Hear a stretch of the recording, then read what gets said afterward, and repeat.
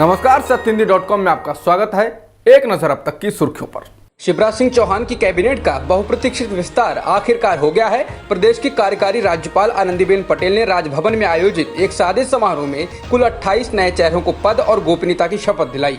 इनमें 20 को कैबिनेट और 8 को राज्य मंत्री के रूप में शपथ दिलाई गई। राज्य विधानसभा में सदस्यों की कुल संख्या 230 है। इस हिसाब से अधिकतम 35 मंत्री बनाए जा सकते हैं। आज हुए विस्तार के बाद अब मंत्रिमंडल में फिलहाल एक ही पद रिक्त बचा है।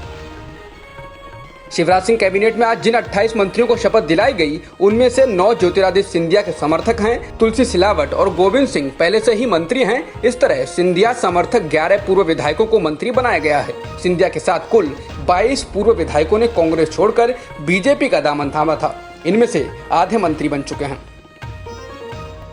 अमेरिकी विदेश मंत्री माइक पोम्पियो ने भारत में चीनी ऐप्स पर प्रतिबंध लगाने का स्वागत किया है। अमेरिकी विदेश मंत्री ने कहा, भारत का ये फैसला उसकी संप्रभुता, अखंडता और राष्ट्रीय सुरक्षा को मजबूत करेगा। ये ऐप्स चीनी कम्युनिस्ट पार्टी के लिए निगरानी का काम करते हैं। अमेरिका द्वारा चीनी ऐप्स के बैन को समर्थन करने के बाद सवाल खड़े हो गए हैं कि अमेरिका ने चीनी कम्युनिस्ट पार्टी के लिए निगरानी करने वाले इन ऐप्स को अब तक अपने यहाँ कामकाज करने की अनुमति क्यों दे रखी है। क्या अमेरिका को अपनी नहीं, भारत की ज्यादा चिंता है? चीन की 59 ऐप्स को बैन करने के बाद केंद्रीय मंत्री और बीजेपी नेता रविशंकर प्रसाद ने इस पर प्रतिक्रिया दी है। उन्होंने चीनी ऐप्स को बैन करने को डिजिटल स्ट्राइक बताया है। उन्होंने पश्चिम बंगाल में बीजेपी की डिजिटल रैली को संबोधित करते हुए कहा कि भारत शांति चाहता है, लेकिन अगर कोई हम पर बुरी नजर डालेगा तो हम उसका करारा जवाब देंगे। हमने इन एप्लीकेशंस पर प्रतिबंध लगाकर देशवासियों के डेटा की रक्षा की है। ये डिजिटल स्ट्राइक है। जिस पीएम गरीब कल्याण अन्न योजना को आगे बढ़ाने के लिए पीएम ने देश के नाम संदेश दिया, उसकी जमीनी हकीकत घोषणाओं से परे है। प्रवासी मजदूरों को वितरित करने के लिए 8 लाख मीट्रिक टन राशन का आवंटन किया गया था, जिसमें से मई और जून में महज 13% राशन ही मजदूरों को मिल पाया है। उत्तर प्रदेश में अभी तक कुल कोटे का सिर्फ 2.03% ही राशन बटा है। इसी तरह बिहार ने भी अपने कोटे का सिर्फ 2.13% हिस्सा ही मजदूरों तक पहुंचाया है। यूपी और बिहार के अलावा 11 राज्य और 1 केंद्र शासित प्रदेश ऐसे हैं जिन्होंने केंद्र से लिए गए राशन का सिर्फ 1% हिस्सा ही मजदूरों तक पहुंचाया है। इनमें गोवा और गुजरात भी शामिल है, जहां बीजेपी की सरकार है। नेपाल के पीएम ओली की कुर्सी खतरे में है। आज सुबह उन्होंने नेपाल की राष्ट्रपति विद्या देवी भंडारी से मुलाकात की। मुलाकात के बाद उन्होंने कैबिनेट की बैठक बुलाई। बता दें, बीते कई दिनों से उनके इस्तीफे की मांग उठ रही थी। ऐसे में अब क्या होता है, इस पर हर किसी की नजर है। गृह मंत्रालय ने खालिस्तान आंदोलन से जुड़े 9 लोगों को आतंकी घोषित कर दिया है।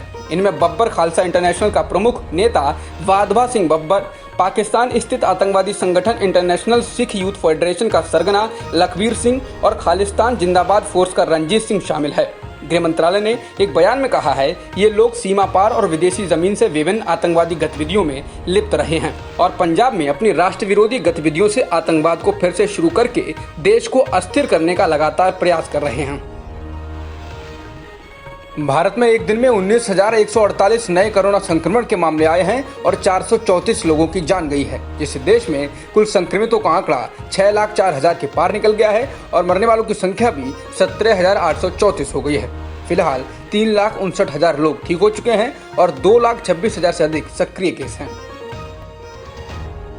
भारत में कोरोना टेस्टिंग बढ़ाने पर जोर दिया जा रहा है और बीते 24 घंटों में 2,29,000 से अधिक सैंपल की टेस्टिंग की गई है, जिससे अब तक हुई कुल टेस्टिंग का आंकड़ा 90,56,000 से अधिक हो गया है।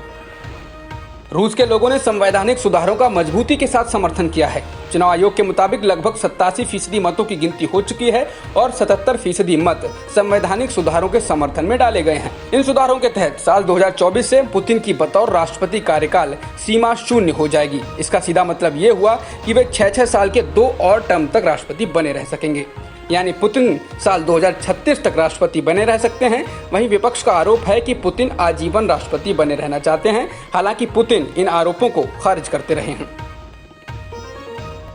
जॉन्स हॉपकिंस यूनिवर्सिटी के अनुसार दुनिया में कोरोना संक्रमण के मामले बढ़कर 1,07,00,000 के करीब हो गए हैं और मरने वालों का आंकड़ा 5,15,000 से अधिक है। वहीं 60 लाख से ज्यादा लोग ठीक हो चुके हैं। दुनिया के सबसे ज्यादा कोरोना प्रभावित देश अमेरिका में संक्रमितों की संख्या 26,86,000 से ज्यादा हो गई है और मरने वालों का आंकड़ा 1,28,000 से अधिक है। ब्राजील के आंकड़ों के मुताबिक देश में अब तक कोरोना के 14,48,000 से अधिक मामले सामने आए हैं और 60,000 लोगों की जान जा चुकी है। ब्राजील अमेरिका के बाद दूसरा सबसे ज्यादा प्रभावित देश है। अब तक की खबरों में इतना ही। बाकी खबरों के लिए बने रहिए सत्यहिंदी.com के साथ।